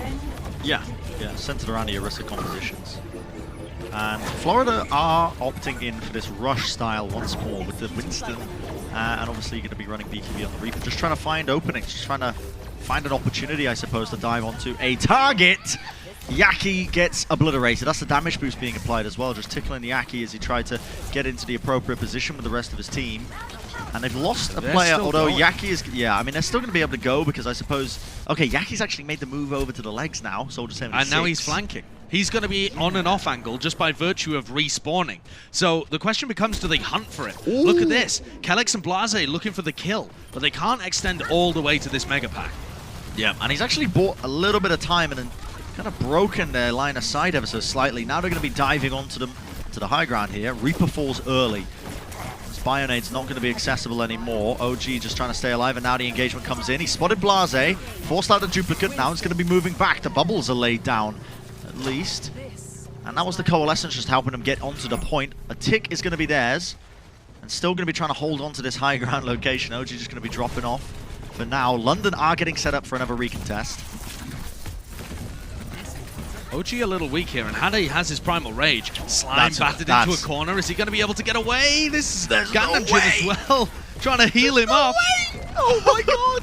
Okay, Ganonjin ends up going down, actually caught in the crossfire ever so slightly, but Slime does survive, and he does have the beat almost available. Could be enough to try and push them over the edge here. They need to try and take back control of this middle hut, because Hybrid was perched up on there, and they do take him out. OG so low. They need to get the heals off onto him. Look at this Death Blossom, just going to be buying them a bit of time, but look at that, another Bionade. Now the beat comes through, and that was keeping Slime up. That's where it's trying to pay off. If they can get any more of these kills, they're going to be quite happy for it. Still, Nano Boost now coming up, and look at that. No way. My goodness. The Primal kill onto Blase. That was at the very start, I feel like, of that Primal. I would have thought that Blase had flight, but he must have just been gliding that entire time to his death. Yeah, he must have just been slowly gliding, hoping that the cooldown would come back online.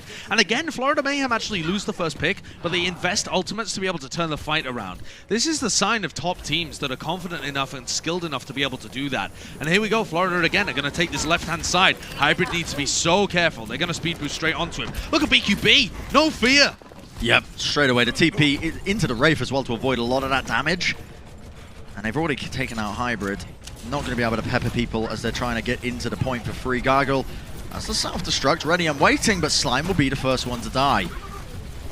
Still, Ganonjin might opt to just using this Coalescence into this fight. In fact, he does immediately. The self-destruct pushes them more forwards. It's not a great Coalescence, though. He's just trying to catch it onto his team and keep them alive, but they do catch Kellex as he glid across the screen. Now, the pressure comes now to the London Spitfires. They try and answer back and get a couple of picks into the back line of Florida, but not going to be working out for them. Still, as I say that, Blase evens it out. OG and Yaki end up falling. A beautiful duplicate. And now the fight is going to be turned for them. Yeah, nice Bionade towards the back, and honestly, it was just based on the damage that they had been able to do. Ganonjin used the tail end of his Coalescence to be able to do a lot of damage to Kellex so that Gargoyle could finish off the kill. But what that meant is that Florida Mayhem was split apart and weren't fully healed. So when the dive came through from the London Spitfire, those players ended up getting cleaned up. Not a single tick for Florida, which is surprising because that fight looked good for them. The initial pick on Hybrid and then the off angle from Yaki. Florida clearly know how to play this comp, and they look pretty good doing it. That could be big. Bionade. Oh, caught two. Two targets. I mean, it's gonna force them off for at least a short amount of time. Florida are gonna have to wait it out, and now they're gonna be going once it fades. Dive into the back. The bubble comes through. It's gonna be dropped onto the point, and they're gonna be playing inside of it just to try and get a pick. Oh, Blase. Let's loose the sticky bombs. He's being pressured pretty heavily, but there's not too much that can threaten him ever so slightly. Hybrid, though, caught out. Now the Coalescence just gonna be beaming him down. The sound barrier, double support ults. And Yaki with a tactical visor just about fading here. Just needs to be careful he doesn't get approached by the Diva. That's one of the players that can take him out. Molfig, though, demeched in the process when he was trying to keep him checked. Big Bionade onto OG, Gargle, and Slime. Is this going to be enough to try and turn this now for London? That could be a big kill. They've taken both tanks out of the equation. Gargoyle forced to use his self-destruct. I don't think it's going to be enough, though, Brent. London Spitfire, they do have really fast spawners, and Kellex and Molfig, they're still alive, but Florida should be able to burn these guys down. Difficult targets to try and take out. They get the demech in the process. Molfig so low, will be brought down. And Gargoyle with the anti-nade on him just needs to try and stay alive. 100 HP, has to back off to the rest of his team, and now he's peeling for the back line. Florida still in this one. London just trying to stall it out as long as possible. BQB has the Death Blossom. A lot of defense matrix going to be eating that up, but not enough. Nobody going to be able to touch that point in time. And 1 minute 53 will be what the Florida Mayhem walk away with. The more we're seeing this meta develop from these first two matches, the more it feels like a good one for Florida. And I know that they're still having a relatively close match here, but I can see the potential. This composition is one that they were really good at last playoffs, the Moira Lucio dive rush-esque kind of stuff, where their backline is just speed boosting them forwards and they're able to get these really fast engages. Their push to be able to kill Ripper for point A was really strong, and Yaki setting up these flanks with Soldier 76, it's been really nice. And then you consider the other option, which is double shield that we've been seeing a lot of. That was another staple for the Florida Mayhem, where we were praising Fate, who looked so good on Orisa. Okay, it's a little unusual for OG to be in that position, but he actually looks really competent. Florida could do some serious damage here in the June Joust. It's early days for sure. It's a bit too early to be calling any team as a favorite, but I can see the potential. Absolutely, yeah. I mean, I was really impressed, honestly, at the Florida Mayhem in terms of their improvements. Playing the rush comms with Reinhardt, they made some astounding improvements, I think, compared to a lot of other teams. And that kind of ability to I think, shore up a lot of your weaknesses and learn what you were doing wrong in such a short amount of time is a really valuable skill in this this season of the Overwatch League. Now that is risky. Hybrid almost taking a head off Yaki as he was just searching for some early chip damage. And London might be opting for a different composition here. They took a bit of a peek at what Florida were running, and I think they were anticipating a bit of double shields, but now they're going to be moving over to try and match them here a little bit with a double bubble. Yeah, and it is double bubble. It's the Zarya rather than the D.Va, so this is different. And OG gets melted immediately. I am not sure what happened there. Yeah, that is... Yeah, okay, you need to be working around your bubbles if you're an offensive... I think... Here's what I think happened. I think OG was perhaps used to not playing against the damage boost, I suppose. Maybe didn't anticipate how quickly he could have been burnt down in that position, because he didn't have time to react. I mean, he just got absolutely obliterated. Yeah, and I think it comes from the London Spitfire running this kind of damage boost with Kellex on the Mercy as well. I'm not sure what he was anticipating there, but it has just allowed London to just take point A immediately. Yeah, this is a phenomenal time back. I mean, at this pace, London Spitfire are going to be well ahead of the Florida Mayhem. But B is really much more difficult to take. And it relies on Florida making a big mistake. If OG ends up dying, or BQB! Oof, no only way. a single sticky bomb. And he's on 22 health. That was so close. OG has to back off as well for heals, but it means they built up this nano boost really quickly. Weren't able to collect these kills. I wonder if Florida are going to be going for an aggressive defense here. They want to be trying to essentially use this nano boost before London realize what's going on. You can see the approach comes through onto the high ground. OG is bionaded, has to back off around the corner. They're taking a lot of spam damage. Look at how low they are on Florida, and now the go button gets pressed here by London. Duplicate from Blase might be enough to try and capture out Gargoyle. Indeed it is! They've all fallen here, Josh.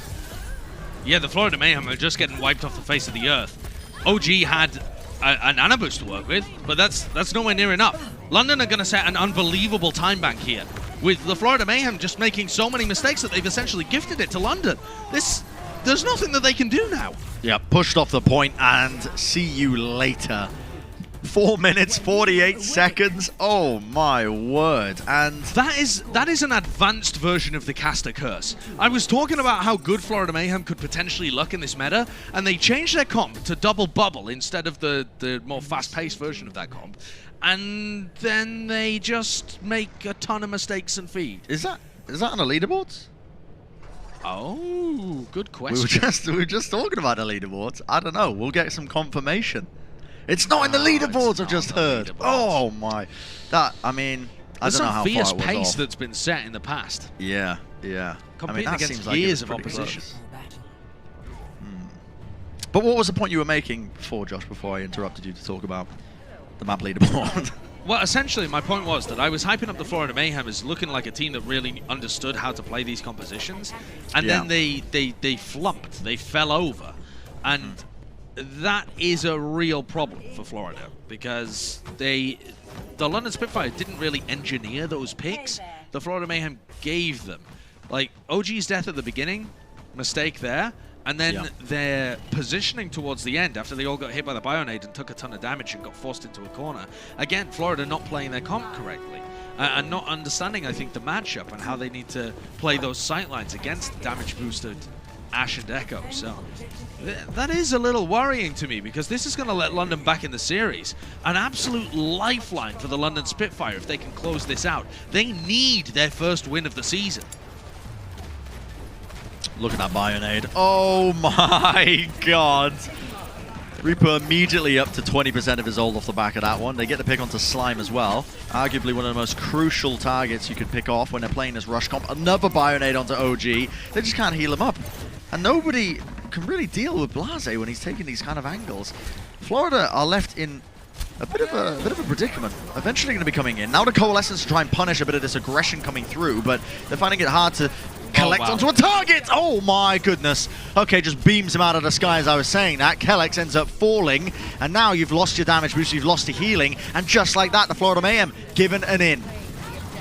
It's a different team when they play this composition. Their attack and defense are so different. They're great at being able to utilize their ultimates, take good positioning, and turn around fights. That's a fantastic attack. And now the London Spitfire, okay, they've got good ults to work with, but this is where they need to hold on. They can't guarantee that Florida are going to make the same mistakes on their defense the second time around. You must hold them here. 1 minute left, London. This is your best opportunity at being able to go to a map 5 and potentially take a match in the Overwatch League. You gotta get this here. A long drawn-out fight might be favoring London here because they're very close to a lot of ultimates. They've got some pieces that they can put together. The engagement comes in from Florida, and Yaki is holding such an unorthodox angle. He's so far back that they just really can't dive on him whatsoever, but now here comes the ultimate usage from London. They did force out the Primal Rage and the Duplicate. Blase is going to be taken out of that one, and they win the team fight off. 30 seconds remaining. What London are looking for now is a couple of stagger kills to really just put an end to this one.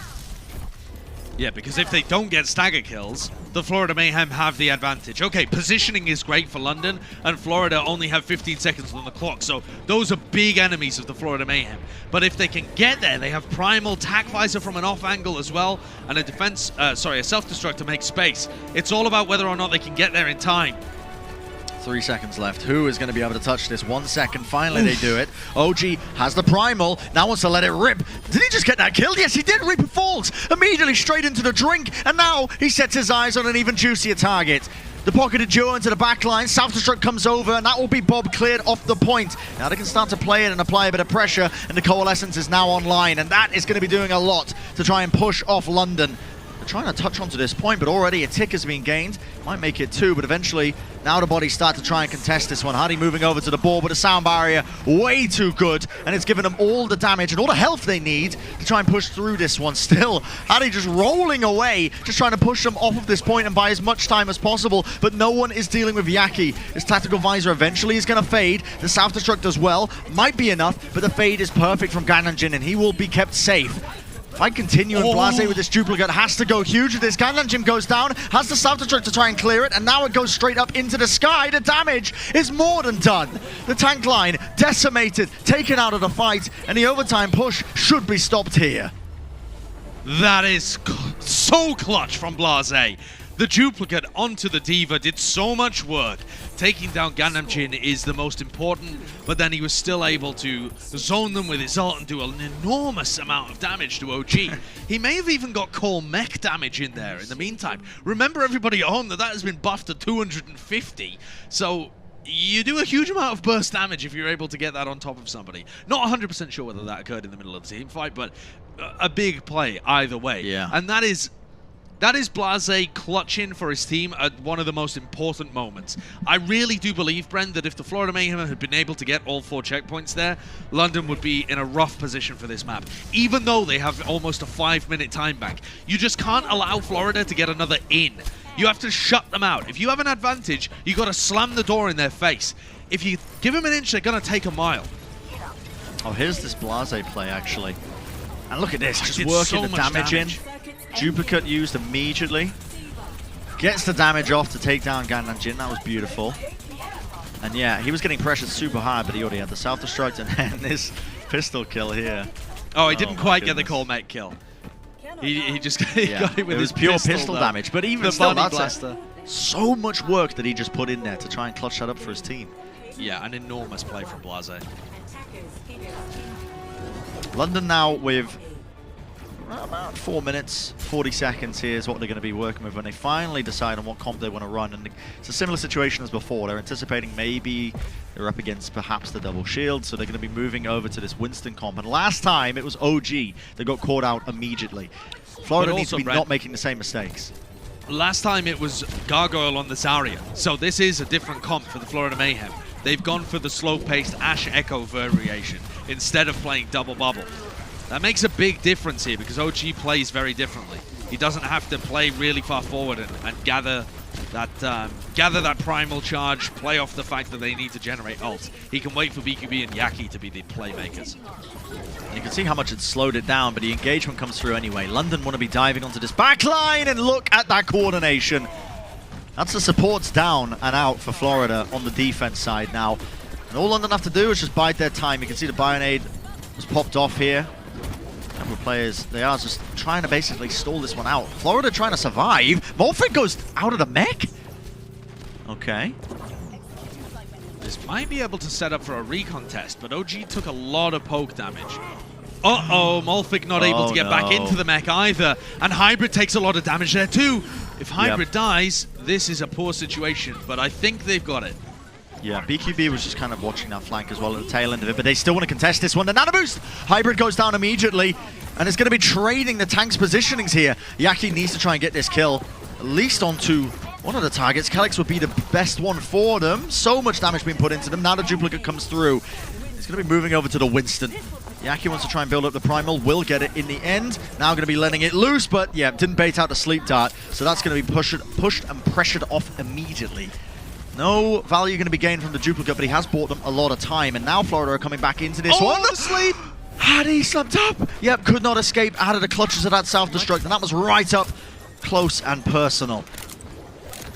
2.5 minutes left, and the London Spitfire, they've been halted here. What a fantastic recontest from the Florida Mayhem.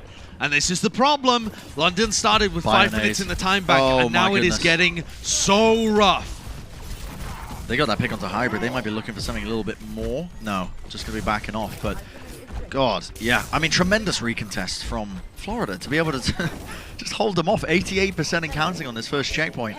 I mean, yes, London only have to get a single tick. Yes, they got a lot of ults. But the more time they buy, the better it's going to be looking for them. And then again, another aggressive approach comes through from them. OG using the Primal. Blase tries to peel for his team. 18 health is going to get taken out of it. The duplicate form is gone straight away, almost as quickly as he built it, it feels like. And OG ended up getting the kill onto Hybrid anyway with the Primal. Yeah, Hybrid has been a severe target there for the Florida Mayhem, and they know that they need to go aggressive. London Spitfire were gaining ultimates there. They had the duplicate. If you give them too much space, they have a win condition, and Florida know when to turn up the tempo. 1.5 minutes now, London with another minute drained off their clock. This is where those clutch moments and those clutch players, teams step up. This is their best opportunity at taking this to a map 5, but they must convert.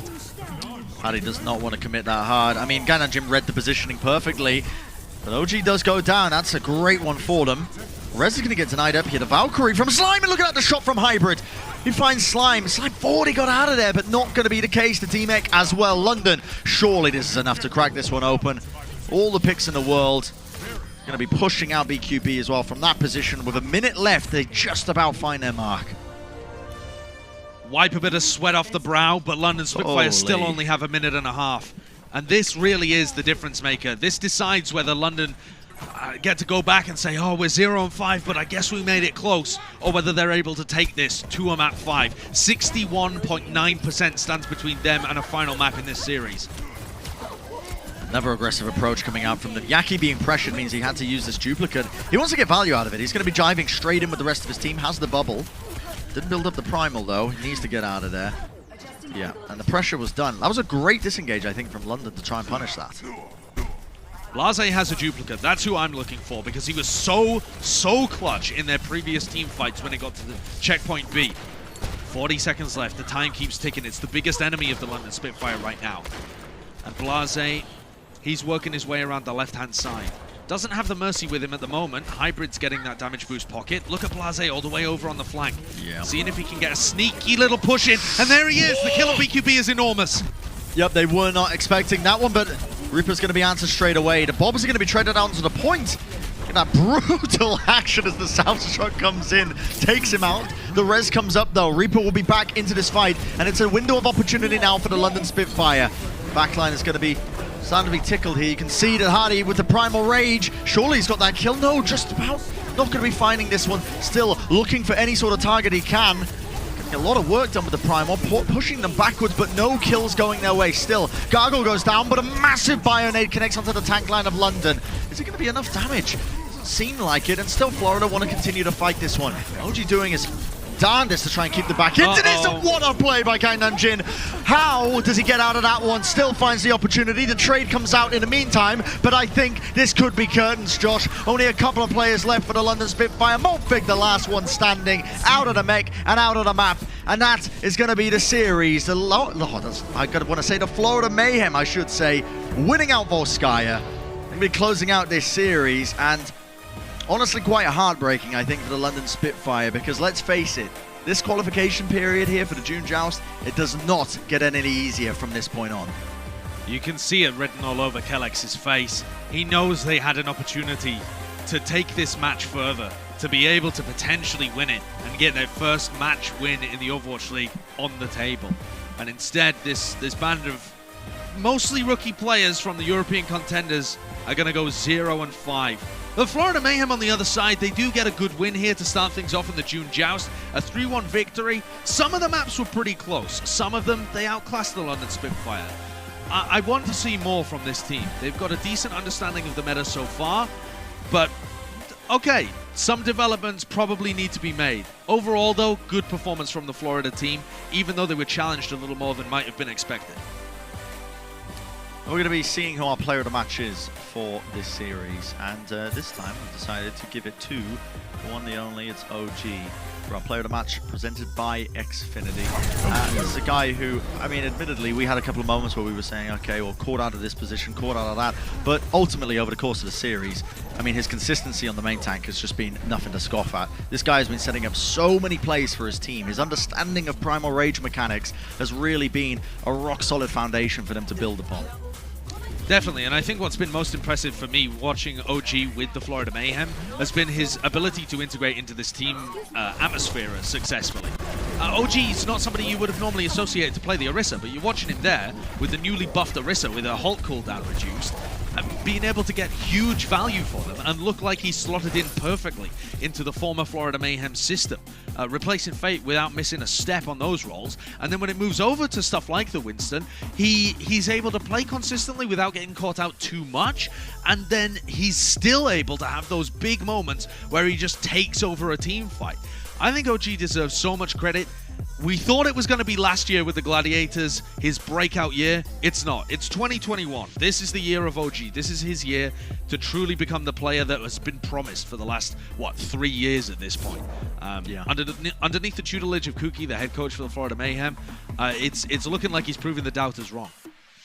Certainly, yeah. And I mean, as well as that, I think we've got an interview with him coming up soon, assuming nothing's going very good too wrong behind the scenes as well. So you got that to look forward to on top of it. But another win here for the Florida Mayhem. Beautiful, beautiful work from them. And that's going to be, again, another little win on the board as well. These early series really do matter when it comes to the overall 2021 season. Yeah, what a day of Overwatch, I think, as well. And I love these little previews that we get on the first day when it comes to like a new hero pool or a new balance change. You get to see the teams experiment. You get to see the cogs moving, you know? They're whirling, Josh. Yeah, absolutely. It's just cool to be able to see all of the different strategies and styles that teams have on offer, and it definitely seems like there's not one dominant meta right now. Absolutely. Well, we're going to go to a short break. On the other side of it, of course, the Watchpoint Post Show will be continuing all the action, breaking down the matches, and we've got that interview with OG as well. You don't want to miss it, so don't go anywhere, ladies and gentlemen. We'll see you in just a couple of minutes. The Overwatch League is brought to you by T-Mobile, America's largest and fastest 5G network. Set your sights on the competition with T-Mobile.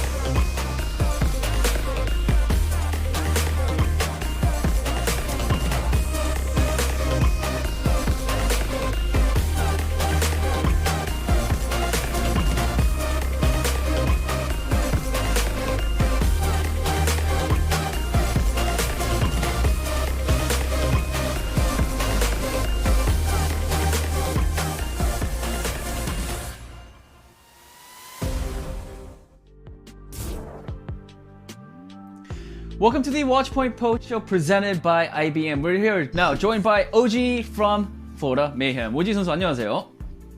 안녕하세요. Alright, congratulations on your win. Now, my first question for you is, this has been a closer match than some might have expected. Were you surprised at all by how well the London Spitfire performed today against your match, against you guys today? 일단 첫 번째 질문은 어떻게 보면 많은 사람들의 생각과는 좀 다르게 오늘 경기가 좀 굉장히 접전이었다고 저는 생각을 해요. 어떻게 좀 그거에 대해서 오지 선수의 좀 생각은 어떠신지, 좀 이렇게 런던이 생각보다 너무나도 잘해서 좀 이렇게 놀라웠다고 할 수 있나요? 제가 생각하기에는 런던이 뭐 잘했다기보다는 제가 팀에서 좀 못해가지고 그래서 좀 힘든 게임이 되지 않았나 생각이 들어요. Well, my personal thought is it's not so much that London played really well. I think it was a closer game, probably because I personally didn't perform and didn't go up to the expectations that I had for myself. I could have played a lot better, but I made a lot of mistakes, and that's why the match today against London Spitfire were a lot closer than expected. All right, my second question for you, OG, is in a lot of situations today, we saw you guys play the double shield comp. What was Florida Mayhem and your thought process behind opting for double shield instead of the Winston comp in today's match? 오늘 이제 두 번째 질문은요. 어떻게 보면은 저도 그렇고 좀 많은 중계진 분들이 아무래도 이제 오지 선수가 뭐 라인과 좀 윈스턴을 자주 애용을 하다 보니까 이번에 좀 윈스턴 조합을 많이 쓸 것 같다라고 예상을 했는데, 그거와 다르게 오늘 투방벽 어떻게 보면은 그 오그마 조합을 좀 중간중간에 많이 사용을 했던 것 같아요. 그거에 대해서 좀 어떤 생각으로 오그마 조합을 좀 많이 사용을 하게 되셨는지 궁금합니다. 물론 맵에 따라 다르긴 하지만 저희 감독님이랑 코치님들이 생각했을 때 그 조합이 약간 더블 실드 조합이 오늘은 좀 더 괜찮을 것 같아서 하지 않았나. 네, 알겠습니다. 그렇게 생각이 드네요. Right, so first of all, opting for double shield, it was probably map dependent, as you guys saw. Florida Mayhem played double shield in the second and the third map, and also OG also mentioned that not only map dependent, but also Florida Mayhem's coaches and their staff, and also the team members thought that it would be better to play double shield in today's match against London Spitfire for those specific maps as well. All right, again, OG, thank you so much for the interview. Congratulations on your win. 오늘